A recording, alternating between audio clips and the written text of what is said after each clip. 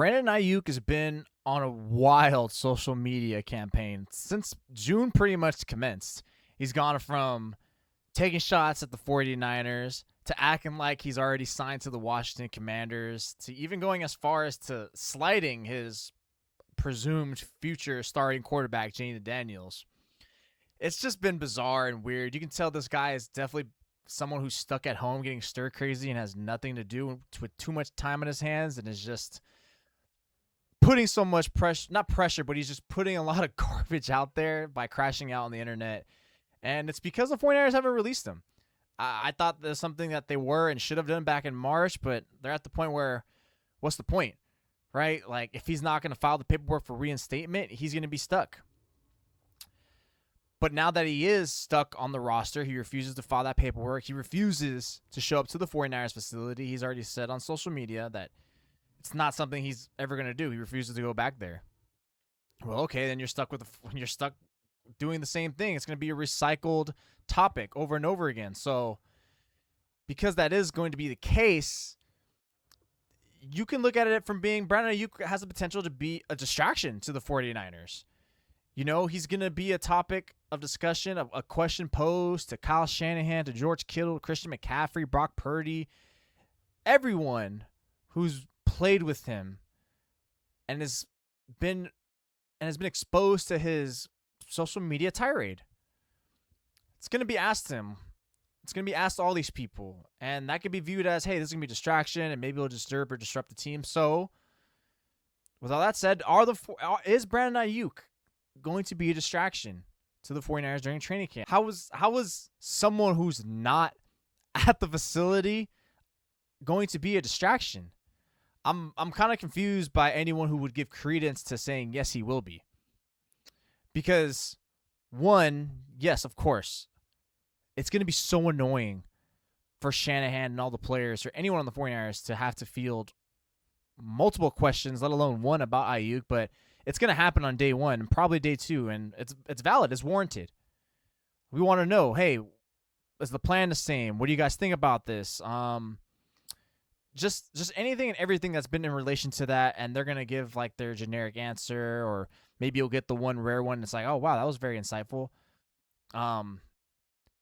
Maybe you'll get a question to Kyle Shanahan about like, hey, is it true that Brandon said you tried reaching out to him to come back?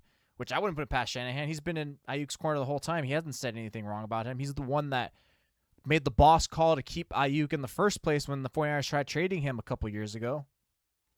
So I actually believe that story. And I expect that to be asked to Kyle Shanahan, and it should. But as annoying as those questions may be, whether it happens, every other practice, every week, whatever, because the odds are Aiyuk's probably going to continue to be weird on social media, post shots, saying these boys suck, they stink, they're running from the belt, whatever, right? That's occurring in the press conference. And last time I checked, in a way, that already is a distraction to these players and coaches. Like, it's an obligation, sure, but if you gave them a choice, they would say, get me away from these people. I don't want to answer these questions. For what? I'm here to lock into the season. So, press conference alone, so you mean to tell me that the several 3 to 5 questions, whatever, they're going to get asked, that's going to probably take up 3 to 5 minutes of their time to something they already have to face anyways through allocated time in a press conference, that is going to be a distraction? No. Come on. How is that going to be a distraction? Annoying, sure. And I bet you by the time there's like a day 2 or 3 that these questions get heard, like these guys are going to look a little fed up. They're going to be like, hey, let's just move on, guys. And guess what? Most of the 49ers media is going to oblige to that. And then also there's only so many draws of water from the well that you can use for questions to pose to these players and coaches. There's only so much, because eventually it becomes the same thing. Oh, he's taking shots at the 49ers. He said this and that. What are your thoughts? We're just going to go through this routine and cycle, which we've already reached that in the Brandon Aiyuk cycle. It became old after the second week he started posting. So he's most likely going to do posts once the Niners kick off training camp, and he's probably going to make a comment in response to someone's comments in a press conference. Like, it's going to happen. Get ready. until he's released, or which is not going to happen because he doesn't want to he doesn't want to take the required steps that obviously are needed of him to make that movement. So that's on him now. So is this going to be a distraction? No. How can it? They're already used to this. This is already part of their allocated schedule. What would be a distraction if he somehow does do that paperwork to reinstate and shows up to the 49ers facility?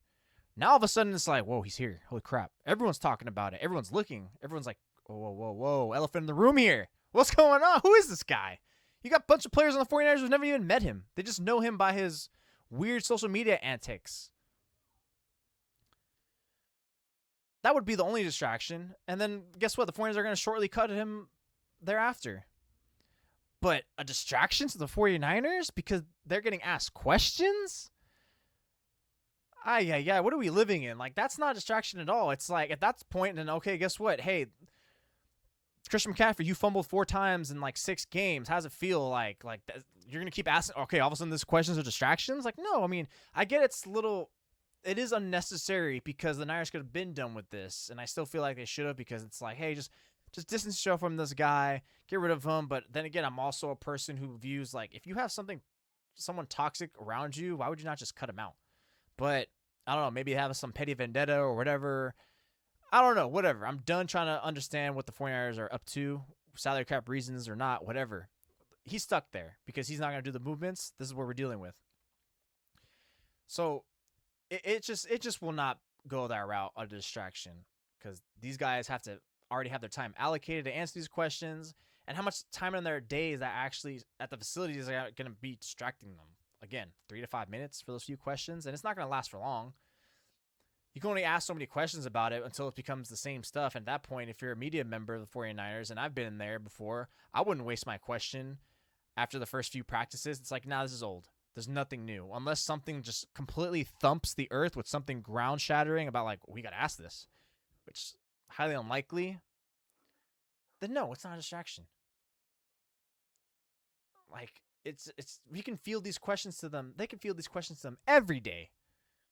It's no skin off their bones. Who cares? It hasn't been this whole time. You think they've been bothered by him crashing out on social media? No. Distraction, I'm not buying it. I think it's ridiculous for anyone to believe that or push that. Even 1%, it's just going to be annoying, like a thorn in your side. But in terms of distraction, disrupting the locker room, the practices, what's going to be the bigger picture in the season? No, not at all. Stop it.